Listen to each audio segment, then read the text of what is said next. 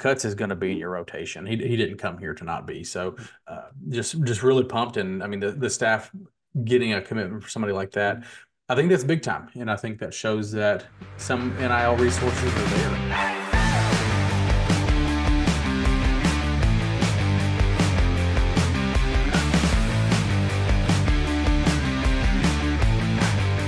Welcome to the Third and Central podcast, the only podcast dedicated solely to the University of Louisville baseball program. This is Matt Sefcovic, and as always, I'm joined by Aaron Turner. Aaron's been a long time since we've been behind the mic together. It's been crazy for both of us lately with vacations and weddings. Last time we talked, we gave an update on Aaron. He was on his quest to a state championship. I do want to congratulate him. He took Lutheran High to the Final Four. They finished in third place. So congratulations to Aaron, his first season as a coach out there, the pitching coach at Lutheran High School. So kudos to you and everything you did with that staff. And I think that's the best finish at Lutheran ever, or is that tied for the best? Is that right? Yes. First of all, thank you. And yes, it is tied for the best finish in school history. It was super fun to dip my toe into coaching first year in the dugout as a coach. So uh had a lot of fun. It was super exciting to get to that point. And now we're in the thick of summer. Working in baseball just never stops. And it's been so long since we've done this. I feel like we've got such a thick episode that we're about to produce here. I think we might be on here for 2 hours, maybe. I don't know.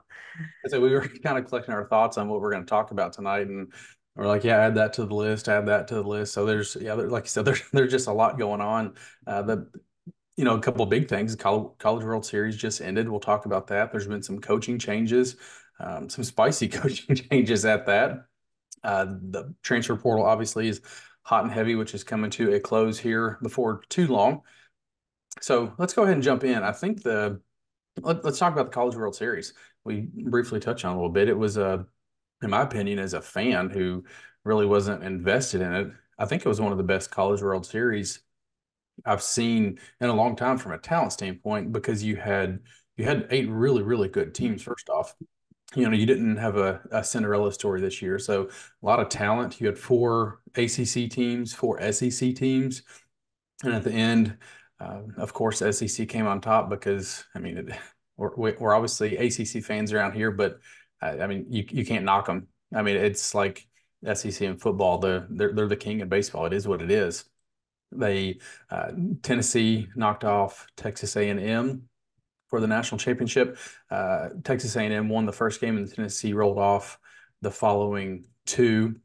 Um, you and I talked about this, and I'm not a Tennessee fan by any stretch of imagination, but Tony Vitello, I mean, guy's just juiced with energy. The players love playing for him. And I found myself cheering for Tennessee in the World Series at the end, just because he's so fun to watch, and his players, they play with so much energy and passion, and he backs the guys no matter what. I mean, sometimes he gets a little whiny from the dugout, but hey, it works. He just want a ring, so it is what it is.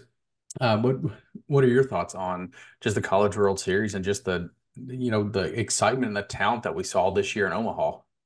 Like you said, just an incredible mix that we had. There were no underdogs in Omaha this year for what seems like the first time in a while. So that just kind of leads you with a group of dogs just going at it with each other. And Tennessee being the first number one overall seed to win it since 1999, I believe, is Sorry, Mike.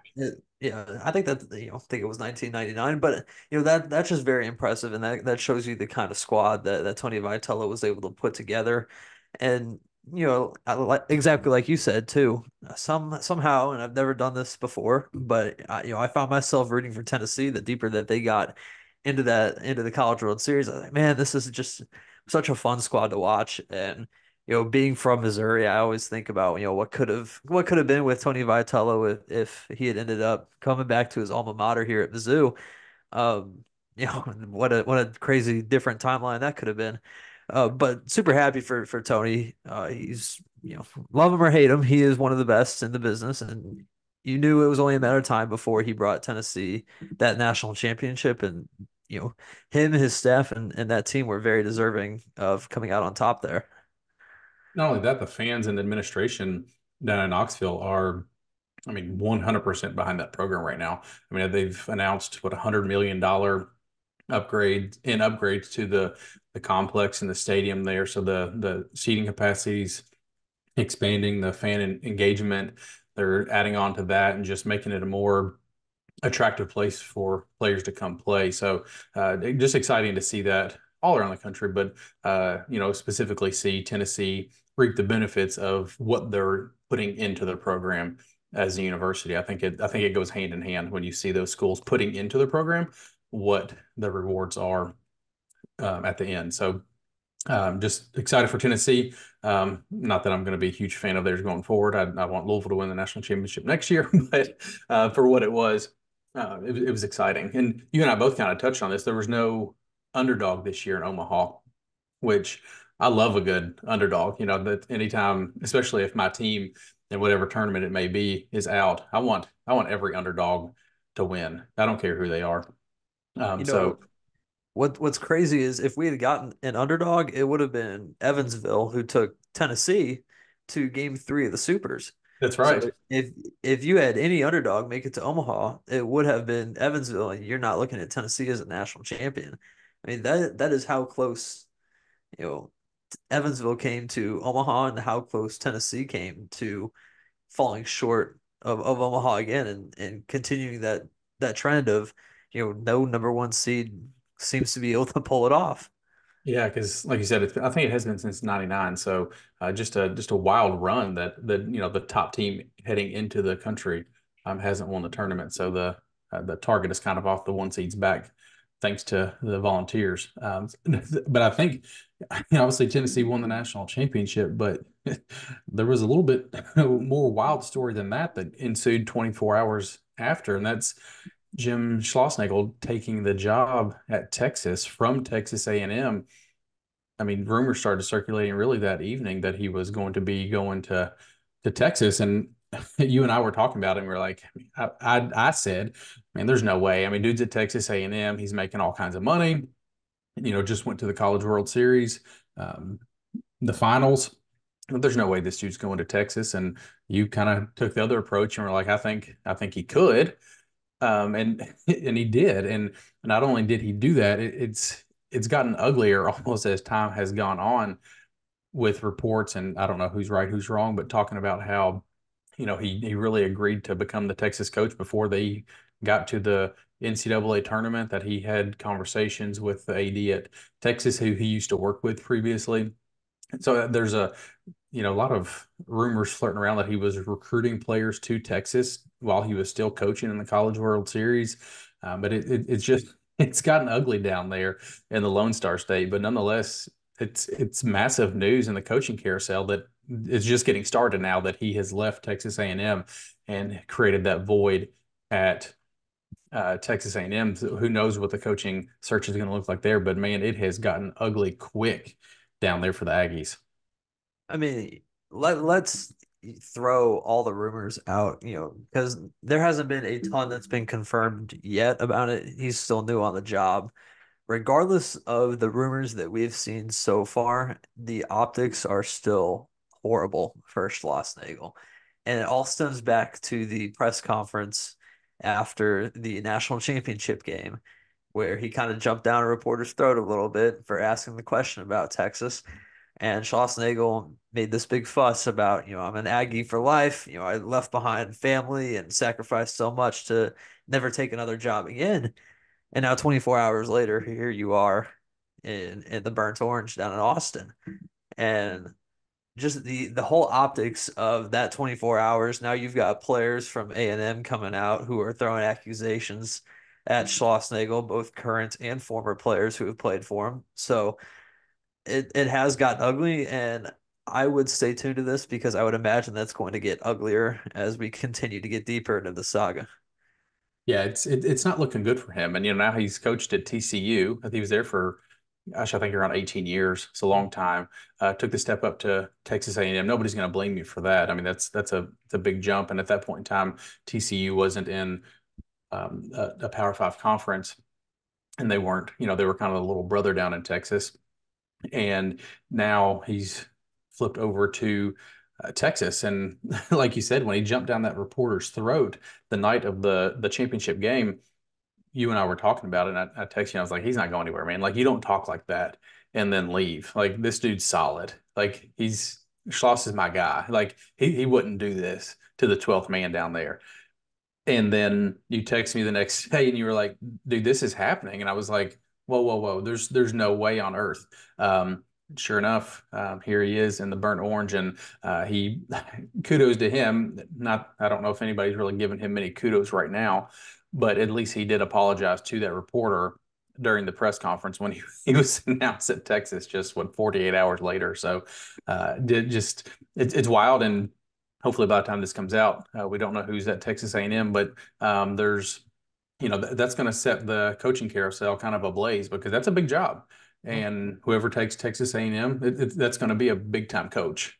Yep. So then who backfills them? This is going to be a snowball effect that we're probably going to see the trails of this for at least a couple weeks. Yes, and I would also like to say that I will never blame a coach or anybody for that matter for, taking a job that they've had their eyes on for seemingly what's been a while now. Honestly, good for him for landing that job. I'm not going to shame him for ending up there. Just the way that it happened, the optics to it all are terrible. I imagine that we're going to see more come out. And, like you said, this affects not only Texas and Texas A&M, but however many schools after that are going to be poaching each other's head coaches. So it's going to be an interesting 2 or 3 weeks, like you said. And I'm very curious to see who ends up where. Yeah, and I think Kendall Rogers was talking or tweeting the other day talking about it, and it was like the season's over, but now we've got the coaching carousel. He's like, so we'll sleep in August sometime. So at some point in time, college baseball will get to turn the page, but that's not right now. And speaking of coaching changes, this is a little bit of old news now, but Paul Maneri's back in the game at South Carolina, which completely came out of left field, in my opinion. He won a national championship at LSU, but been away from the game for a couple of years. Has never seen NIL, doesn't really know. I don't want to say he doesn't know how it works. He knows how it works, but he's never coached in it. And at his age, I think it's tough to kind of insert yourself back in the game with no experience in NIL. What what do you? I'm not asking for a grade or anything, but what are your thoughts on South Carolina going that route and hiring Maneri? I'm gonna say wait and see, or we'll see how he adjusts. You and I had a lot to say about it, and it doesn't seem right, like the right fit. But for 1.3 million, mostly anything seems like the right fit. And he also retains a pretty high level staff too. And Monty Lee's making $550,000 as the highest paid assistant coach in the country now. So it's a very high level and very experienced staff. I'm going to be very curious to see how they work the portal, how they utilize the funds that are given to them. But for now, let's wait and see what happens. And South Carolina fans, they're hungry, right? I mean, they won back-to-back national championships, what, 2010 around that time, if I'm not mistaken. So those fans are passionate. They want to win down there, and they've spent a lot of money on this staff. Uh, I was going to mention, I'm glad you brought it up, talking about the staff that he's got down there. I mean, even if he hasn't been in the game for a while, his staff has. They've put a lot of money into them, and I think the resources are going to be there if they want to succeed. So I think he'll be more of a figurehead and a decision maker. I don't think he's going to be a guy that's going to be leading the charge on NIL. You're not going to see him speaking at NIL engagements around the country anywhere. But the fact that he's got the knowledge and the experience, he's won a national championship. He's worked with Ray Tanner before, the AD there, so they have a relationship that goes back. So I think it's a unique hire, but like you said, just kind of wait and see. And it's one that we've kind of kept our eye on a little bit because one of Louisville's former recruits in the 2024 class, KJ Scobie, really really good ball player, decommitted from Louisville, and he's actually going to South Carolina now as a kid that love to have on campus. And I was like, yeah, maybe he's gonna leave. Maybe he doesn't like this coaching change and he'll come back up this way. But doesn't look like that's happening. He's staying solid to the Gamecocks. All right, now that we've talked about some of what's going on around college baseball, one thing I want to talk about is just recruiting. and your standpoint and just viewpoints on it. You know, there's obviously been a big focus on the transfer portal. That's kind of the way of the future in not just college baseball, but college athletics. I think it's actually starting to trickle down to college baseball more now than it ever has. You know, it hit basketball and hit football early the first couple of years, and I think now we're starting to see it in baseball and other sports more so. What are your thoughts on the portal? Because there's been a lot of opinions around Louisville lately, not necessarily around baseball, but just the approach to the portal, more necessarily in football, because you know Brom doesn't have the best high school class, and I guess it's 2025. I don't keep up with football recruiting much, but other people are saying, okay, we don't need to recruit high school that well as long as we continue to recruit the portal better. So I guess which way do you think is more important, and what's the way to build a roster going forward? I think both are equally, well, I'm not going to say equally important. I would say both are important, but portal would probably be more important in the current state of college baseball. Before we started recording, you rattled off, who had the top portal recruiting classes from last season, and sure enough, you got all the teams from Omaha that are in that mix in the top 15. And so you look at that recipe for success and you're like, okay, like the blueprint is laid out right there for you. You have to go out and do the same thing. Every job that you have, you always have to adapt. Always have to continue changing how you do things in order to stay successful at the top. And in my opinion, I think that the portal needs to be a bigger emphasis than what it has been in previous years. And that's not to say that high school recruiting isn't important. We've put together incredible recruiting classes over Dan's time here, but now we're starting to see that these incredible high school recruiting classes, being top 20 pretty much every year, and even having top 10 classes that end up seemingly not working out. I think it's time to look at the portal and use those resources that are available to you. Yeah, I wanted you to say the opposite of that because I wanted to argue with you, but unfortunately, I agree with you because I think the portal is it's the I don't want to say it's the way of the future because it's the way of now. It's here. You mentioned the teams in the College World Series. I was looking it up earlier today. Five of the eight teams in Omaha, they were ranked in the top 12 in the transfer rankings heading into the 2024 season. So five of the best eight teams in the country were top 12 in the transfer portal. I think they go hand in hand. I think high school recruiting is important because I think building a culture is important. And I think that's something that Dan and Roger and Snyder and the staff and everybody from top to bottom, they've taken a lot of pride in doing that and doing things the right way. But I think portal recruiting right now is significantly more important than high school recruiting, just because of the instant impact of it. You know, you can go get proven guys from a lower level or, you know, proven guys that were at a equal level as you, but they're just looking for a change because they want to get closer to home or they want to get more innings or whatever it may be. But guys are readily available like here and now. And you've seen them throw or play whatever position they are at the collegiate level. You don't have to rely on, oh, are they just a showcase kid and you're taking a chance on them? No, you've seen them play at the college level. So you kind of know a little bit more what you're going to get. You don't have to take as many chances in the portal because you've seen the kid play at this level. But I think it's something that has to have more of an emphasis going forward, which that brings up another topic that we were going to talk about later, but I think it probably is more relevant here, and that's NIL. You know, Louisville has, from what I've been told, Mike Rutherford's talked about it on air a little bit, that NIL issues have either, I don't want to say completely been resolved, but they have, Louisville started to see more money NIL wise for the baseball program.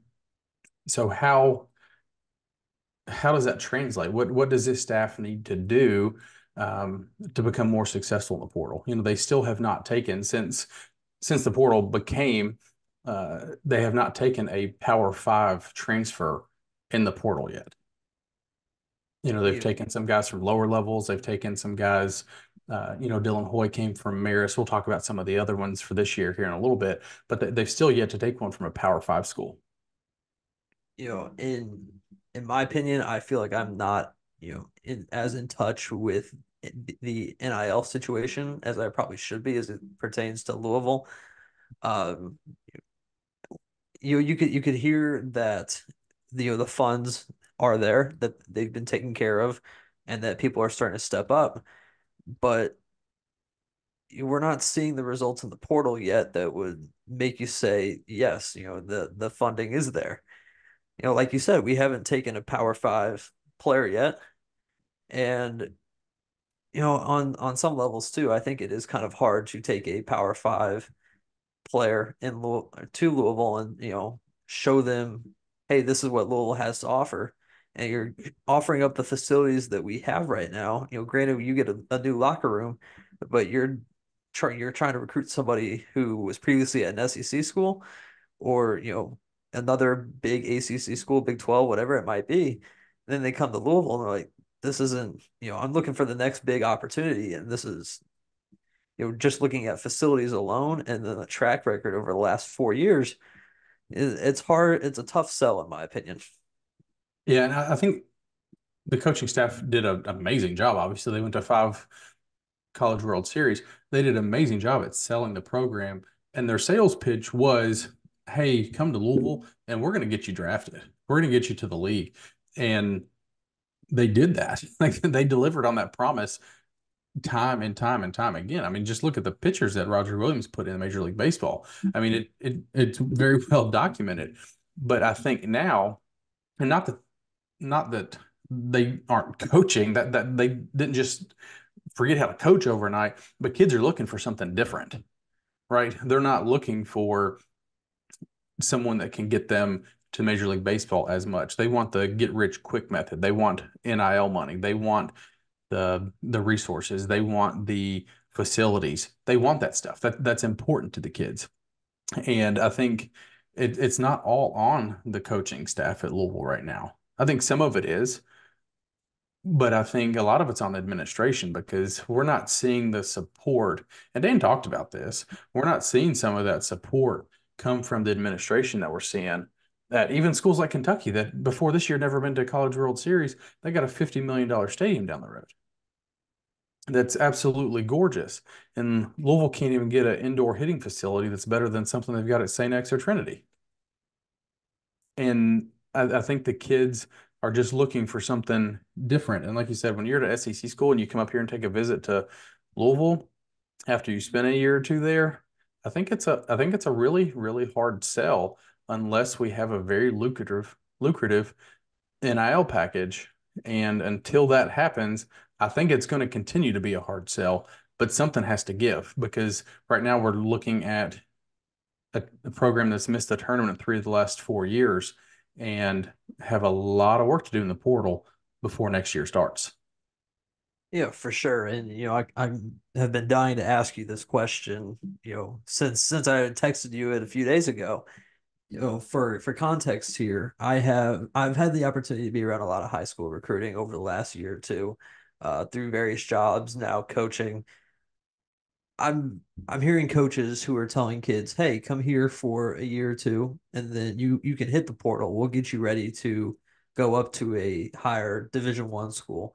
Or I am very aware of kids who are also going to a lower level Division 1 school with the intention of hitting the portal in 2 years, regardless of what their experience is at that lower level school, just because they're always looking for that next big opportunity, like you said.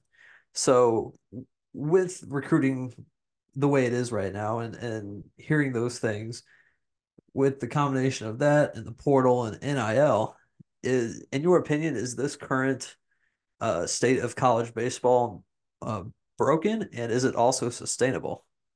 And I think it's a really good discussion to have. We briefly had it the other day over text message, and is it broken? I don't want to say it's necessarily broken because I think it's the new norm. It kind of is what it is. It's here to stay, and it's not going anywhere. The question for me that's easier to answer is it sustainable? And I think the answer is no. And the reason I say that is because you've got a lot of NIL's new, right? It's like anytime you right now programs are seen all over the country when they have coaching changes, all of a sudden they get NIL money injected in the program because there's new life, there's new blood, there's new coaches, they're excited, they want to pour into the program. Look what happened with Louisville under Pat Kelsey. All right, NIL money starts flooding. Now, what happened before the regime that Kenny Payne ran? It's hard to support that, and nobody was going to give money to him anyways. But look at the money that Pat Kelsey started receiving literally overnight just by being a new face and having energy and injecting life into the program. And I think NIL is very similar. It's new, and people want to support these programs. They want to support the kids, but I think at some point in time, this money is going to dry up, right? Like these, I don't think these donors are going to continue to be able to sustain giving the money that they're giving every year to NIL and support these kids, especially some of the second tier sports. You know, your baseballs, your softballs, your volleyballs at some schools, depending on where you are. I don't think that is a sustainable model because that money is going to dry up. You're not going to continue to receive the funds from your donors year in and year out at this level that we're seeing right now. And maybe so, but I just don't think, I think if I'm a donor, I'm not going to give you $1 million every year because you're going to wake up 20 years down the road and you're going to have $20 million less in your pocket. And you're not really going to have anything to show for it except you went to a lot of football games and basketball games. So I think it's not going to change. I think the model's here to stay, but I think you're going to see the numbers start to significantly reduce as years goes on because you're not going to have the funding that you have now. I think I definitely agree with that. And when thinking about NIL, name, image, and likeness, and when that came into effect, it kind of became like the wild wild west in terms of what flies and what doesn't fly. It's something new that people didn't know how to navigate, and now we're at a point where I think you have to contain it somehow. I I don't know if this would ever happen, but in my opinion, I I would like to see a change of you don't donors that are giving money just to give money. I am very much a fan of the student athletes promoting something, being the face of a brand, something like that, doing something to make that money instead of just you're on the baseball team, so here's $50,000. Um, I don't know if that's a possibility. I think it could be a possibility for sure. Like you said, it's not sustainable, and so when people start waking up and like you said, 20 years from now, you're not going to have anything, and so when that realization starts to hit, do these people stop donating, and then you have a NCAA wide change? I don't know. Is that something that's 5, 10, maybe 15 years down the road? It could be a while before that happens. But that's kind of the direction that I would like to see the NIL go in. I think there has to be some type of guardrails in place, right? And I don't know what that is. I'm not smart enough to figure that stuff out. But is it you mandate reporting to see what actually is being thrown around? Because some of the numbers that you hear, it's like, man, there's no way that dude is getting that amount of money. But I think it would be nice for everybody involved just to see some type of reporting so you kind of know what the market is and what it costs to get a player. If I mean we've got guys right now that I mean you're having to pay them to get them on campus just for a visit. I don't know if that's happening in baseball. I haven't heard of that, but football and basketball, you're having to pay dudes just to show up to your campus just to see if they want to come here. So I think there has to be some type of guardrails set in place. I'm with you though. I think 100% the players should be getting paid, right? Like I don't think that's a discussion. I mean, the universities have made money off these guys and ladies for years and years and years. It's time that they start getting money put in their pocket for their brand. But you talked about being the wild, wild west. I think the biggest example I can give of that is that Rick Pitino is donating money to the University of Kentucky's football program NIL fund to help out If we think it's not the wild, wild west, then I don't know what the hell that is. But I will say this: if Rick ever had any chance of um, coming back to the Yum Center and having any type of applause or having a ceremony to have him celebrated, giving money to Mark Pope at UK for the basketball team and Mark Stoops for the football program, I think that ship has sailed, buddy. So discussion for another day. But man, that was wild to open up Twitter and see that. He was on KSR for one, and then talking about giving money to Mark Stoops. Yeah, it's been a while. It's been a long time since Rick has been in Louisville, and opening up Twitter to that this week, some of you just need to let him go. Yes, he is long gone. Yes, Uh, it's time to let him go. Time to move on. Wipe the slate clean. Just forget about it. It's a new era of Louisville basketball. But I digress. This is the baseball pod. one other thing I do want to touch on it, NIL, and I think this is going to be a really fragile way to navigate things going forward for athletic directors. Because let's say the way to get players right now is you have to pay them, right? We all know that. But when you go to your donors, let's say you're Josh Hurd, you go to your baseball donors and you say, hey, we want to build a facility here for the guys. We want to build a new indoor facility like they talked about years ago, or we want to upgrade the hack shack or whatever it may be. You go to your donors and say, hey, we need money to upgrade our facilities here at Jim Patterson Stadium because the university obviously doesn't have an endless supply of funds to do that. So you go to get money from your donors. Well, you're also wanting those donors to give money to NIL to get players. So you're kind of tipping the scale. Which one is more important? Do you want your donors to give money to the collective to get players on campus, or do you want your donors to give money to the university to build facilities to get those players on campus? I think that's going to be a really fragile way that the ADs are going to have to balance because I don't know the right way at this point in time because, like I said, the players want money, the players want facilities. So which one gives? I don't know. I think it's going to be dependent on every situation. But right now, Louisville is in desperate need of both. We need money to give the players. We also need money to give to the facilities because they need some love. I don't know. I think it's a difficult conversation that Hurd and McDonnell obviously have had because of some of the remarks we've heard. But I think that's going to be a challenge across the country is just how to balance your donor funds to complete projects or to recruit going forward.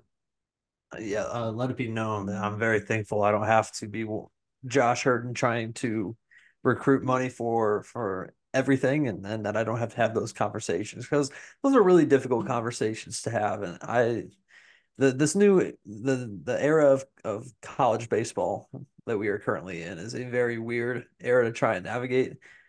And we talked about too, you know, at what point does it dry up? At what point do donors stop spending that money? And I told you, about a youth level team that we had play out here in St. Louis in a 13U national championship PG event that had literally everything paid for them. Anything that you could think of, um, in terms of what was being spent on the tournament. It was paid for by a big tech millionaire that really is getting nothing out of it other than the fact that his name is attached to this team that ended up winning the event. What's the return on investment there? There really is none. You're spending a lot of money, and you're bringing home a 13U PG national championship trophy, and that's what you're getting out of it. And I feel like these donors just really want nothing more than to see success. And so that's also the flip side of where does the money dry up? Because if you got a lot of donors who have that kind of mindset, does the money ever dry up? That's a good point too. And I guess it depends on who they are, right? We've got some guys like Rick Keeper, for example, that gave the money for the match. As long as things are going well, I think Rick's going to continue giving money. I don't know Rick personally, but you guys like that, the ones that have the funds and they're big fans, they want to see their teams win. They want to go on the road and watch the teams compete in Elite Eights and Final Fours and College World Series and you know big football games. They want to go see the teams play in the playoffs. Like they want to see those things. So I think as long as things are going well, they're going to keep giving. But I think as soon as things go sour and teams don't produce on the field, I think that's when you're going to see the big problems because you're going to see that money start to dry up. Well, that was a very long-winded conversation on the portal, NIL, the current landscape of college baseball. I think we could do just an entire episode about that.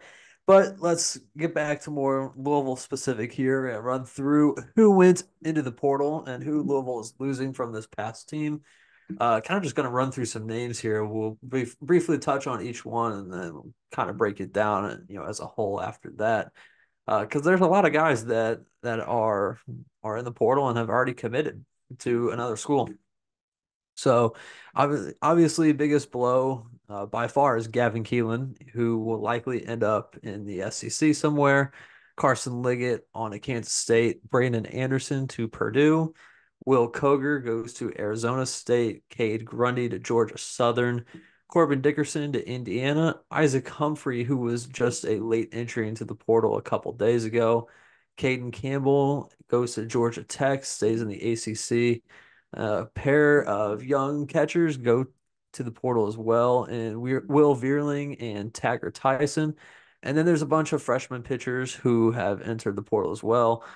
Josh Klug, who got a couple appearances this year, Thomas Howard, Jake Murphy, Morgan Davis, and Kyle Crow has already announced his commitment to Michigan State. So that was a very long list. Just as a whole, what do you make of that group of names right there that has entered the portal? I don't think a lot of them surprise me. Keelan kind of does. I was told he was going to be entering the portal. I was kind of shocked about that, but a lot of the pitchers I think were probably a mutual decision. I think Roger just needs a clean slate. I think that's something that he needs. I think a lot of these pitchers probably need that too. And I think a lot of them have a really good landing spot. Liggett going to Kansas State, that's back home for him. I think that's a good place for him to be. Will Koger going to Arizona State seems like an odd place for him to go, but they just recently announced they've got a pitching lab they're starting out there at Arizona State. So I think that's a good thing for Will and the whole staff out there. We've seen obviously the benefits that Wake Forest has seen from a pitching lab that they put in not too long ago. So that's a good place for him, I do believe, and all these guys. You kind of get to know them and talk to them over the years, and you just wish them nothing but the best going forward. Brandon Anderson, just one of my all-time favorites. Just a good dude. I hope he absolutely crushes it at Purdue. I think that's a really good place for him. You know, he's had some injuries and been stuck behind some guys and just had some bad luck since he's been here. And I think going up to Purdue, if they can get the weather right up there, he I think that'll be a good spot for him to land. Corbin Dickerson, I think obviously Keelan is the toughest one to swallow, right? I mean, he was the number one ranked player in the portal until Schlossnagle left Texas A&M and the entire Texas A&M roster, not the entire, but a lot of them entered the portal. So Keelan was ranked first until all that went down. So outside of him, because that's obvious, uh, I think Corbin Dickerson to me is probably the toughest one, just because I think he had such a damn good future. He was a draft guy out of high school, right here, local product from Trinity. I thought this was going to be the year that he was going to be a starter in the outfield. I mean, he's got the talent. He's killing it this summer. I hated to see Dickerson leave, but I understand the situation, and I think it was a move that he and his family were looking to make. So good for them. I think Indiana is a good landing spot for him too. I think he will go up there, and I think Dickerson will again get himself back to MLB draft status based on his talent alone, and love the pitch or love the staff up there at Indiana. I think Jeff Mercer is phenomenal. I think he does a really good job with the guys. Younger, fiery, passionate guys. So I think that's a good spot for Dickerson to land. I think there were a couple of ones on here that were kind of hard pills to swallow when you see their name hit the portal. Keelan and Dickerson, obviously, To me, I think one right up there too is Caden Campbell. I absolutely loved his stuff out of the bullpen. Loved having a funky lefty that could actually just absolutely bring it. Um, Seeing him stay in the conference too and head down to Georgia Tech is also, it is what it is. I'm glad that he's getting that opportunity, but at the same time, it's one of those things like, man, I hope that doesn't come back to bite us in 2025 where he's coming in out of the bullpen there. And I think one of the more surprising ones was seeing Isaac Humphries' name hit the portal as well.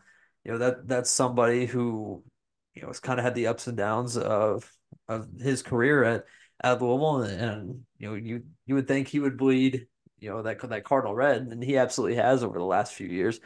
Um, I really hope that he gets drafted this year and goes the pro ball route, so we don't have to lose a professional baseball player that he is going to end up being. Um, what do you make of the Isaac Humphrey entry? That one's tough for me, and I'll be honest with you. I thought Ike was just going to the league. I thought he was just putting himself in the draft. He was a draft guy last year and opted to come back. Had a much better season this year than he did last year. So I think he set himself up well. But if the right situation comes about, and I texted you the other day when this came out, if you can make a little bit of money before you head to the draft, and get a master's degree in case things don't work out, go for it. I can't blame them. We've talked about NIL in the state of college sports. If you can benefit from it for one more year, the draft isn't going anywhere, right? It's going to be there in 2025 if he decides to go that route. So I'm curious to see where he goes, but it honestly wouldn't surprise me if he does end up going to the draft this year. I think he's ready. I think he's ready to start that journey and in his career. But at the same time, I get it. College is fun. Like go enjoy it while you can one more year, because after that it's kind of gone. I think Thomas Howard was a little shocking to me. He's a legacy player here. Played in Frederick Douglass High School in Lexington. His dad played at U of L. I know his dad. I thought he would. I'm just kind of shocked that he left because I thought Howard was going to be um, a good piece next year. Huge kid. Thomas Howard is massive, but big athletic kid too. I mean, he had a UK football offer coming out of high school from Frederick Douglass. So a lot of athleticism there. So really, really curious to see where some of these guys go. But a good chunk of the list, they're freshman pitchers that really didn't see the field much, or when they did, it was limited role. So I think that's going to be replacing some of those guys. Uh, I don't want to say it's not an issue, but we didn't really get to experience what their game was like at the college level. So hopefully I get to go somewhere, I can see some of maybe going a JUCO route for a year or two and then bouncing back up once they spend some time on the mound. But anyways, like I said, good luck to all them going forward, because once a Cardinal, always a Cardinal, unless for some reason they go down 64 and land in Lexington somewhere. I'm going to try and not go off on a massive tangent on this and try and make this point brief. But you brought up a really good point with Isaac Humphrey and the fact that, you know, let's be honest, minor league baseball money sucks. Mhm. So if you can stick around in college for another year and put off, making minor league money, go get your money when you can while you're in college. And I think that NIL and the portal has kind of benefited college baseball in this way because this year's draft is absolutely loaded with college talent. I cannot remember a year in the draft where it was this many big college bats and arms that are going to be taken in the first 20 to 25 picks before we really get into the high school guys. And so I think that's just a lot of high school guys that are aware of their earning potential that you have in college now. And so the game of college baseball absolutely benefits from these kids that are now, instead of, taking whatever signing bonus you might get in the draft, realizing that earning potential multiplies by a lot while you go the college route, you earn your degree, have a little bit of fun in college. I think that definitely benefits college baseball as a whole. I want to kind of combine the last two conversations we had. So talking about being a high school commit and talking about a lot of these freshman kids hitting the portal. So let's say you're a high school senior and you've committed to, let's say you've committed to Louisville. You're going to be a pitcher, and you're not a draft guy, so you're not going to get drafted. That's out of the question. Out of high school, so you're not going to get drafted out of high school. Would you rather go to a school like Louisville or Kentucky, Arkansas, any big school, ACC, SEC school, or would you rather go to somewhere like a Western or a Southern Miss or somewhere like that, Indiana State, where you can pitch right away and kind of be seen, prove yourself, and then a year later transfer up? Would you rather go sit for a year, kind of earn your stripes, and then move up? I think I'd be all in on the bigger school.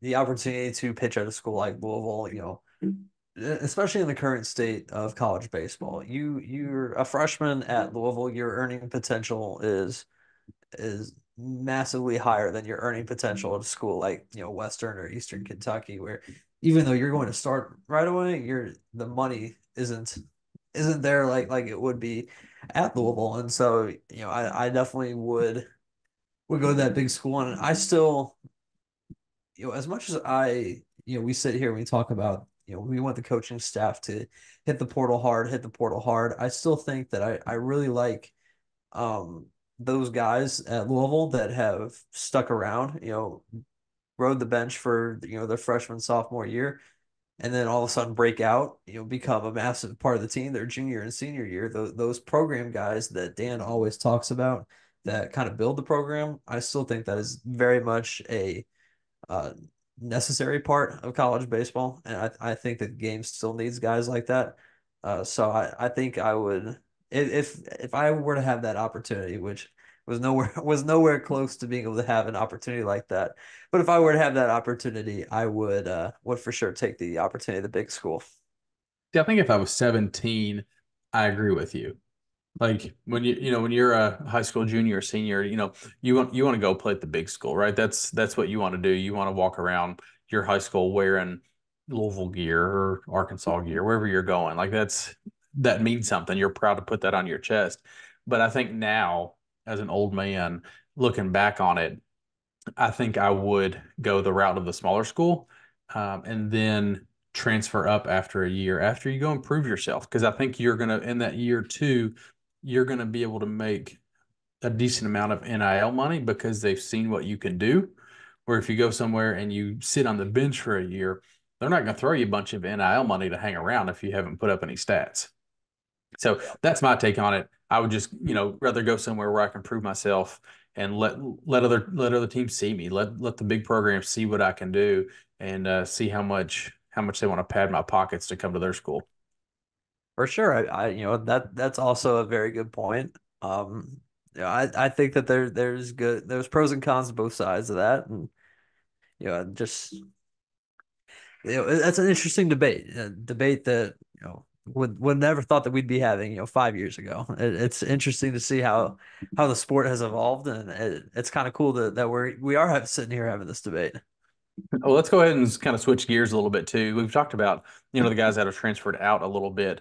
Now, let's talk about some of the guys that have transferred in, which I'll be honest, the list is, pretty small. I thought we were going to have quite a few more with Louisville season ending early and not making the tournament. I thought that the staff would kind of pounce on the portal as quick as they could. They haven't. They're taking maybe they're being intentional. Maybe they're taking their time. I think there's some other guys in the fold as well. But what we have so far, we've got Byram Hott, shortstop from Marist. He's transferring into Louisville, same school that Dylan Hoy transferred in from. 2023, he was the Metro Atlantic Athletic Conference Rookie of the Year following the 2023 season. And then this year, in 2024, he batted 278, hit 7 home runs, 14 doubles, 3 triples, 37 RBI, and 9 stolen bases. So another guy heading to Marist or to Louisville from Marist. I think they're the Red Foxes, if I'm not mistaken, which is a super cool mascot.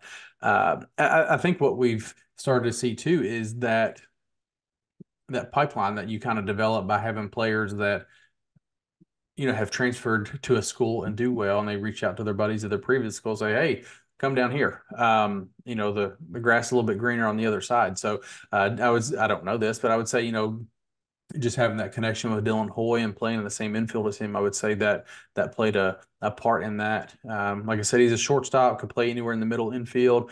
So Byron Mahott is the first guy that Louisville got. Then Brennan Cutts is probably the most exciting one so far. Him or Garrett Pike. We'll get to Pike next. Cutts was the Missouri Valley Conference Pitcher of the Year at Indiana State. At the time that he committed to Louisville, he was top 25 in the rankings, which wasn't too terribly long ago.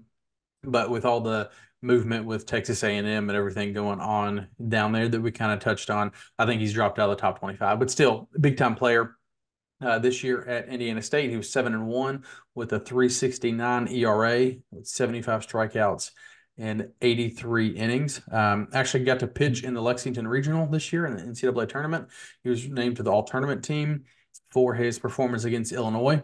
He threw a complete game, 8-hitter, gave up 2 runs, struck out 5, and that was in a win-or-go-home situation. So big game for Indiana State, big game for him, and he performed on the big stage. I think he also got like 13 runs of support also, but that helps. But still, complete game, giving up 2 runs against a tournament team like Illinois, that's a big deal. According to 64 Analytics, he's got a 3-pitch mix, fastball up to 94, curveball 80 miles per hour, had a mid to low 2,000 RPMs, and a changeup, kind of in that order. So fastball, curveball, changeup guy. I do want to toss this over to you. This is from 64 Analytics, and you're my analytics guy if I ever need anything. So low to mid 2,000 RPMs. How does that rank? When you see that number, what does that mean to you on a curveball? That's the oh man, you really put me on the spot here. Now I'm blanking on what the major league average is. I want to say the major league average is somewhere between 2,300 and 2,500. So if you have anything over 2,000, really, you're playing at a high level Division One. That will probably need some fine tuning as his when he makes the jump into the ACC. I think that there's probably more room to grow there. That getting a consistent low to mid, more like a mid to 2,400 to 2,600 is pretty is a great place to be if you're throwing a curveball. But that definitely just right there seems like a bread and butter pitch for him at Indiana State. And if he makes small tweaks to it, that looks like that's his bread and butter right there in the ACC too. And I'm super excited about having him. Missouri Valley Conference Pitcher of the Year. That's not an easy conference to get through. So to see that, that's big time. The only downside to Cuts, and I hate to be negative because I'm pumped. He's going to be a weekend guy. Like he's going to be a weekend starter for us. He didn't come here to not have that role in a big time conference like the ACC, but he did struggle a little bit this year against some of the better opponents that they played. So Louisville, Vandy, Xavier, and Evansville. Against those couple teams, he threw 16.2 innings and gave up 13 earned runs in those 16.2 innings. So struggled a little bit in those games, but again, plowed through the Missouri Valley Conference, and I'm super excited about him. I mean, you're probably looking at, I don't know, this is a discussion for another day, but Forbes is probably your ace next year.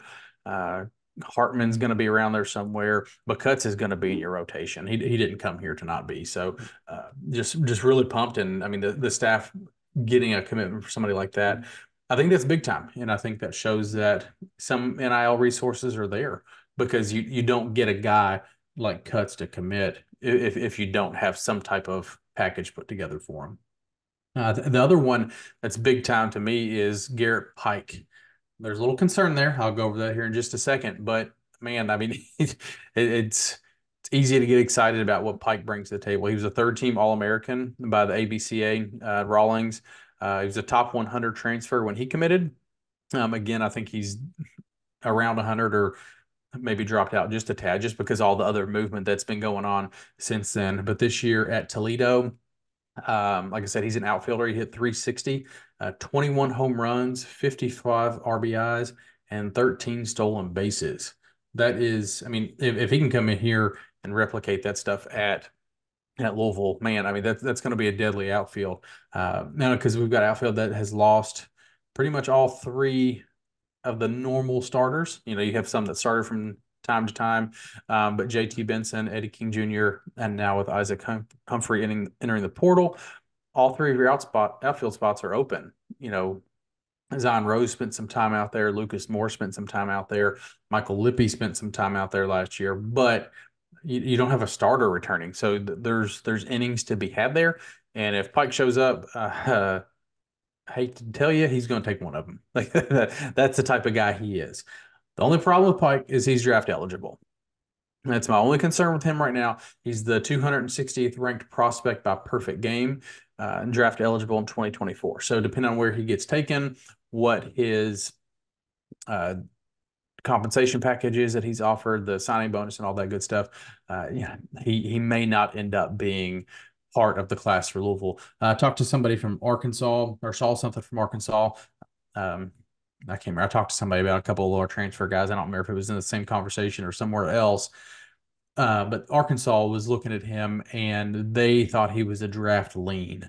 I'm not saying that's why they didn't take him, but they anticipated him being a draft lean. So um, that that could be something that come up, and we may not see Pike show up on campus. But man, if he does, that is a name to remember because he is going to be an absolute stud wherever he ends up. Outside of the uh, three transfers that we have in Hot, Cuts, and Pike, before I jump over to JUCO transfers, I want to talk about what are your thoughts on the three that we've got in so far? I love it. We talked earlier about a lack of Power Five transfers coming into Louisville, and when you look at the guys that we've landed so far, I don't think it matters.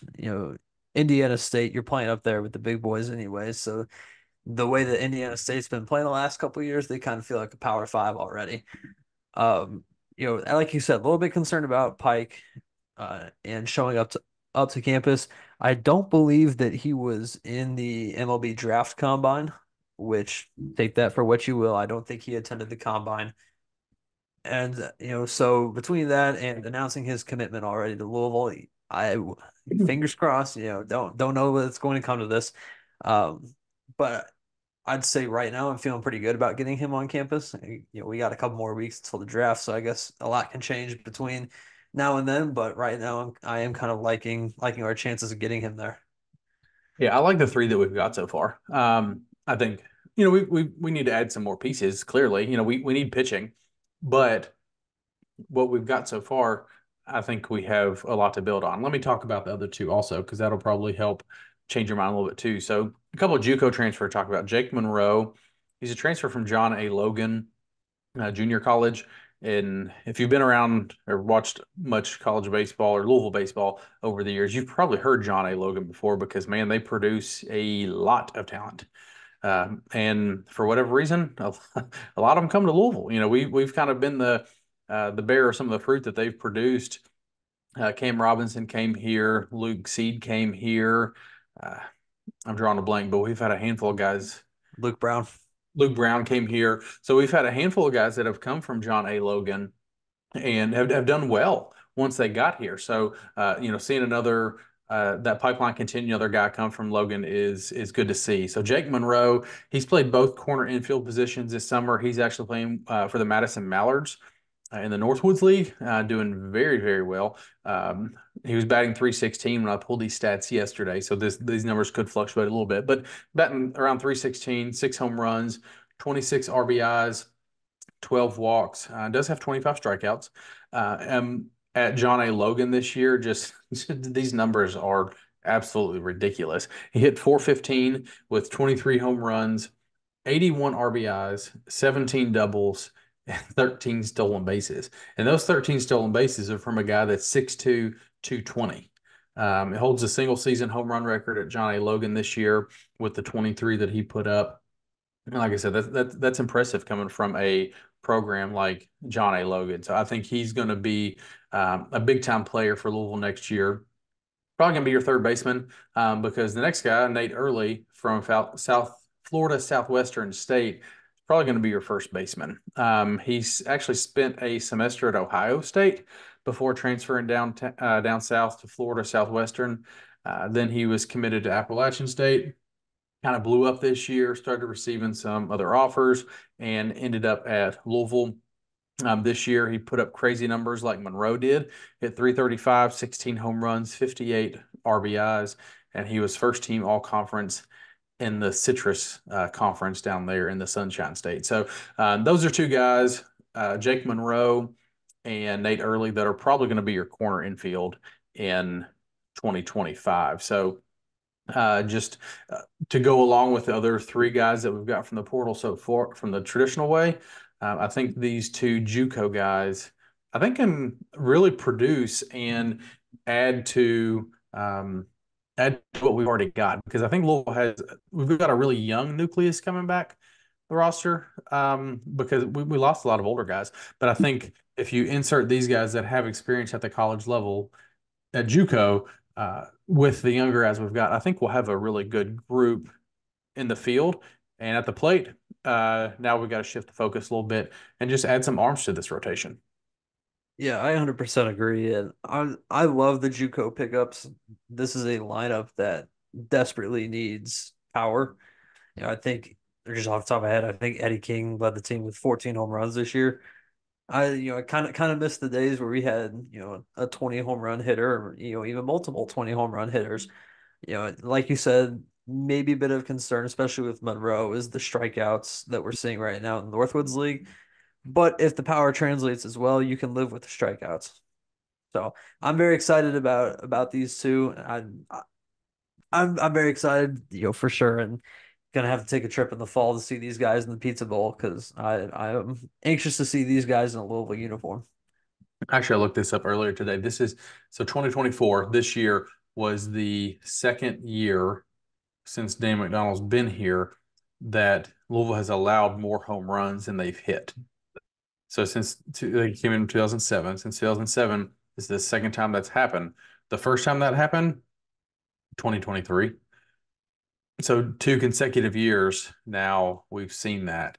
I'm not to say that I'm not here to say that if you hit home runs you win national championships, but you talk about this quite a bit, and you're kind of a pitcher guy, but this is something you kind of harp on is power in the lineup, and we haven't had a whole lot of that.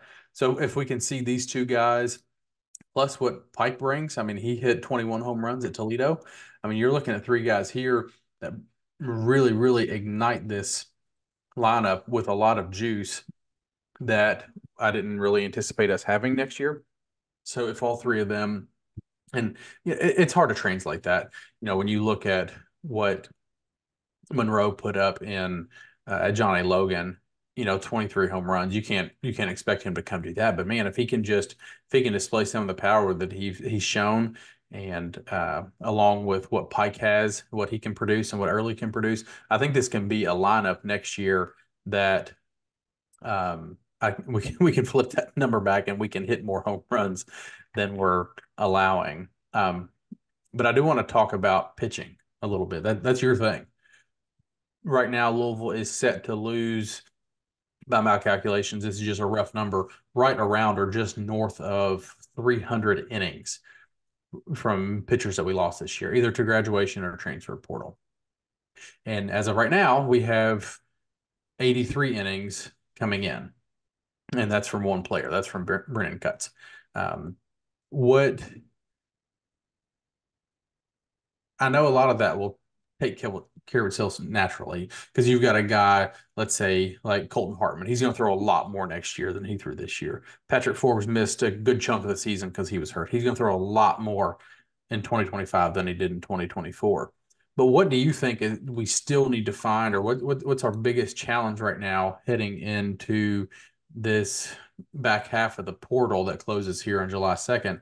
What do we really need to find to make sure that we get back to Louisville baseball next year and get back to playing in the postseason?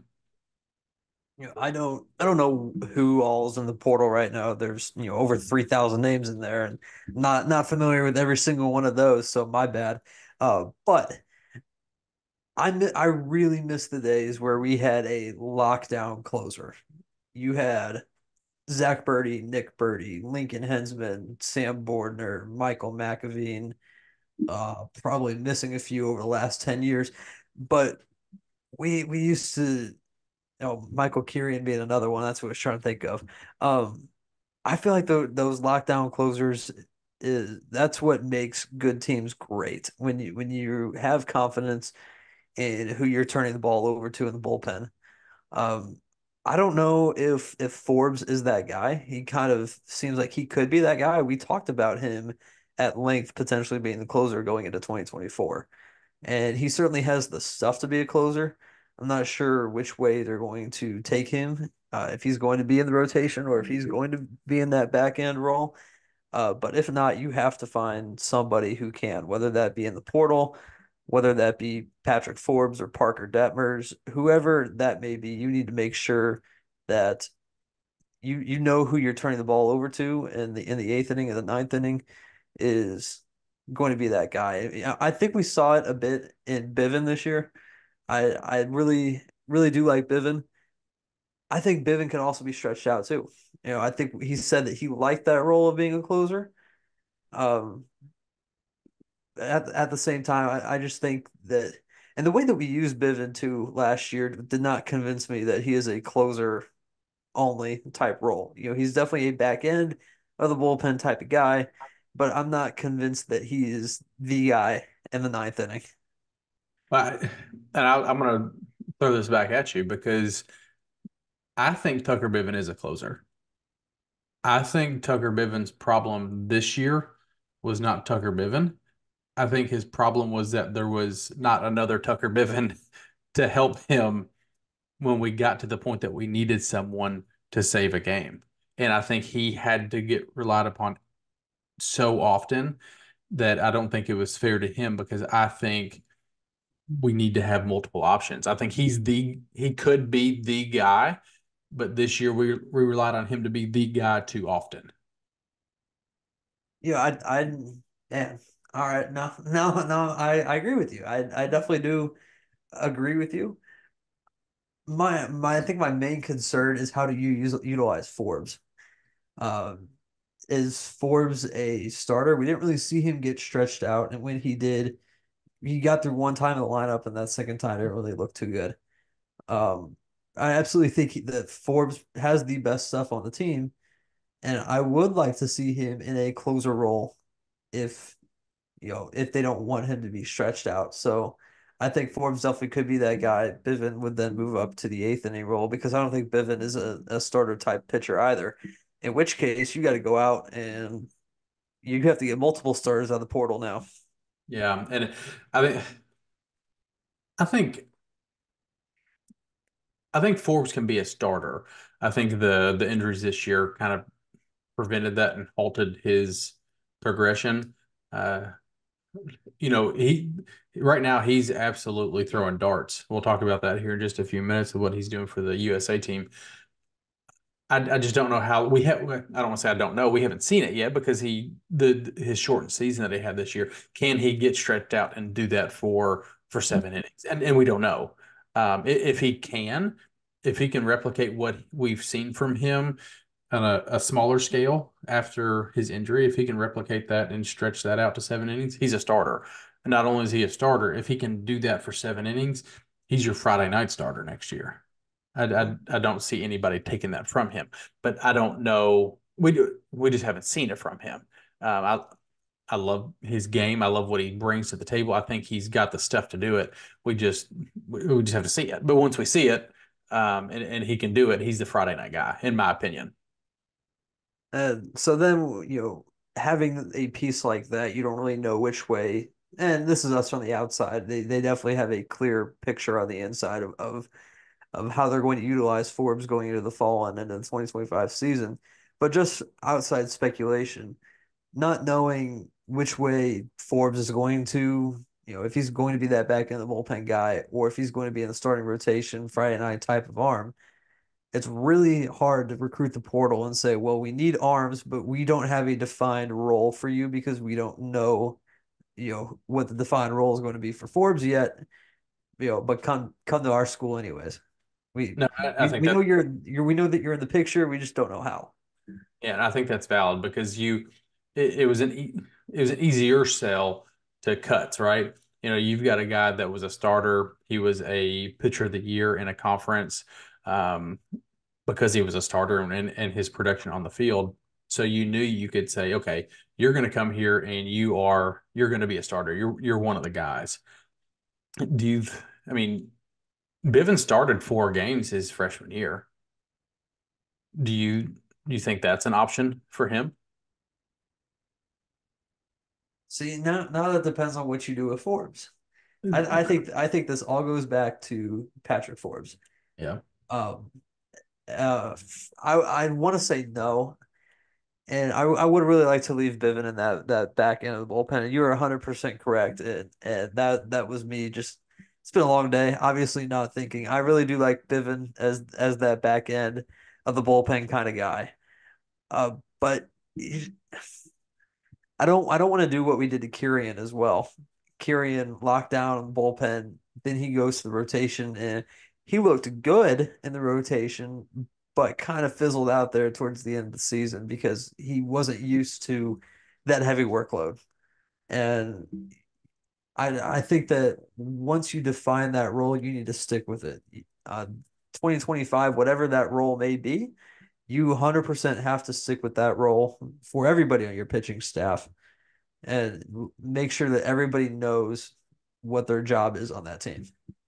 See, I love Bivin as the closer. I think he has the stuff to do it. I think he's got the mentality to do it. I think he's got the attitude to do it. He's got that chip on his shoulder, kind of that bulldog mentality that he's got. I think he is made to be a closer. I don't know what the plans are for him, but that's just my outlook. But I think you have to have the pieces around him to let him fit that role. But we're probably going to talk about this probably tonight after we get done recording again, because that's what we do. We talk about who the rotation is going to be next year and the year after, and then with the lineup. Aaron and I beat this stuff to death, so we can talk about this all night. But I think the fact of the matter is, and we can both agree on, we need arms, and we need arms now. I think Cuts is a really good start. Really glad to see because that's a third of your rotation right there.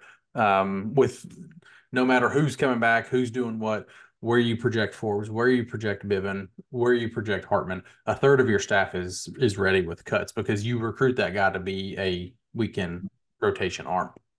So I think that's a big piece. I think we need um, to continue in the portal, from everything we've seen and some donors on Twitter and things that are going around. I think we're probably going to see some more.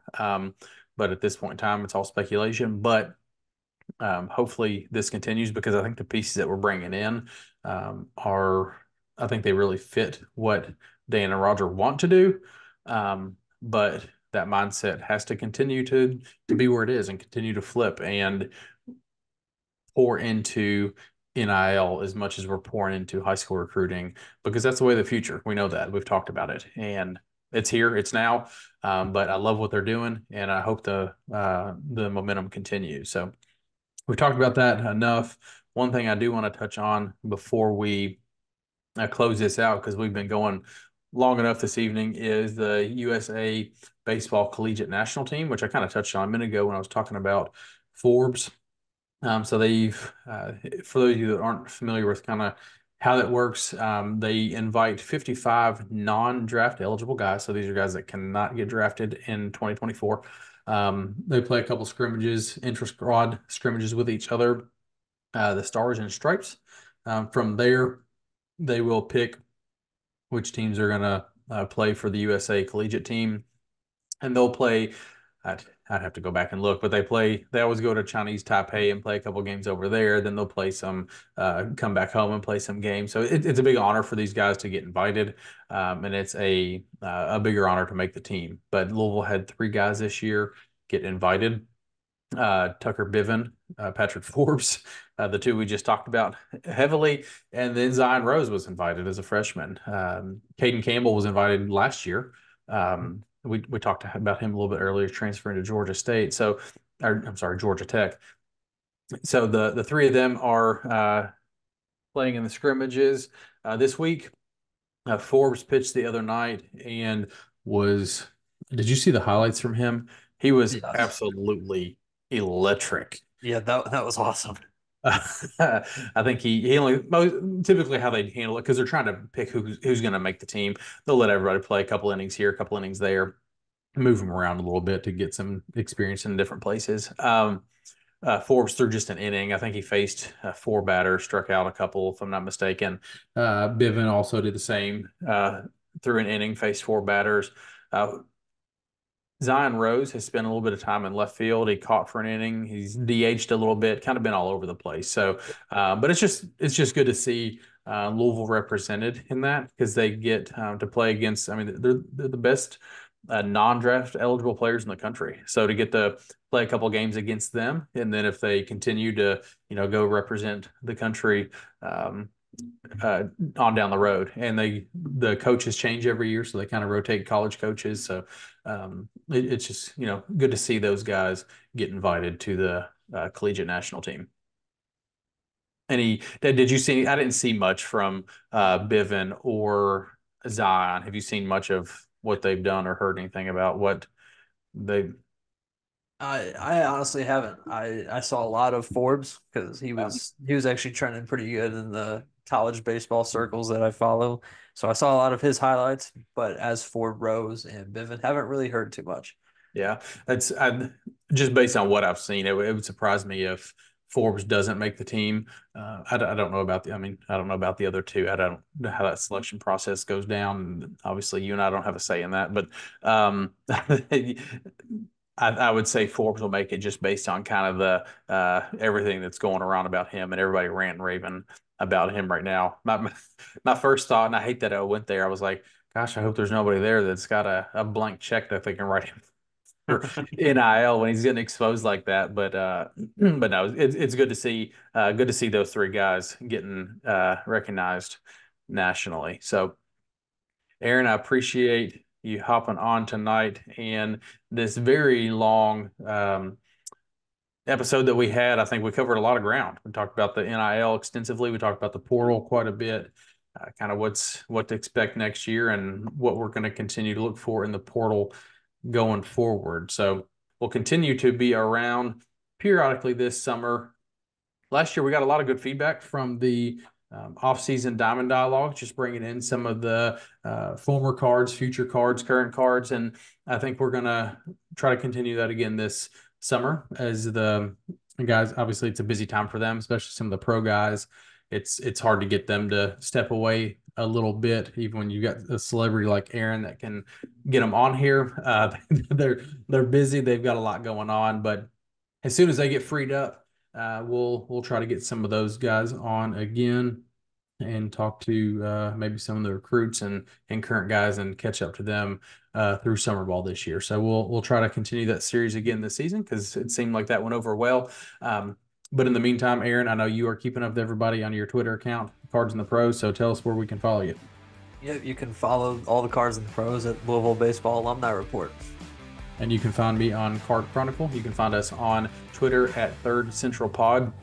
And it's going to be a long time from now, but in the words of Sean Moth, we'll see you at the ballpark.